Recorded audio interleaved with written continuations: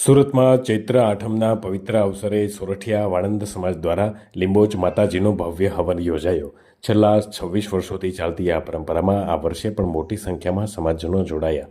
લીંબોચ ઉત્સવ સમિતિ દ્વારા આયોજિત આ કાર્યક્રમમાં આશરે 400થી વધુ પરિવારો હાજર રહ્યા હતા. સવારથી શરૂ થયેલા યજ્ઞમાં ભક્તિનો માહોલ છવાયો હતો. આ પ્રસંગે સમૂહ ભોજન અને રાસ ગરબાનું પણ આયોજન કરાયું હતું. મોટિવેશનલ સ્પીકર લલિતભાઈ બલદાણિયાએ યુવાનોને માર્ગદર્શન આપ્યું હતું. હવનમાં એકત્રિત દાનનો ઉપયોગ સમાજના હિતકારક માટે કરવામાં આવશે. આ સમગ્ર કાર્યક્રમમાં ભક્તિ અને એકતાનો સુંદર સંદેશ જોવા મળ્યો હતો.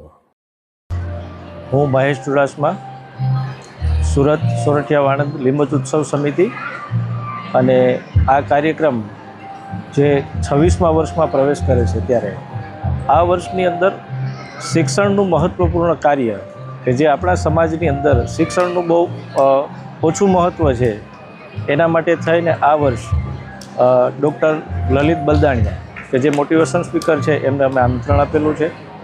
અને આ વર્ષ સમાજની અંદર બહુ મોટા પ્રમાણની અંદર દાતા મળ્યા છે. એ દાતાઓનો પણ અમે ખૂબ ખૂબ આભાર માનીએ છીએ. લીંબોચ ઉત્સવ સમિતિ. હું વાજા સંજયભાઈ જયસુખભાઈ વાજા, સોરઠિયા વાણંદ સમાજ સુરત.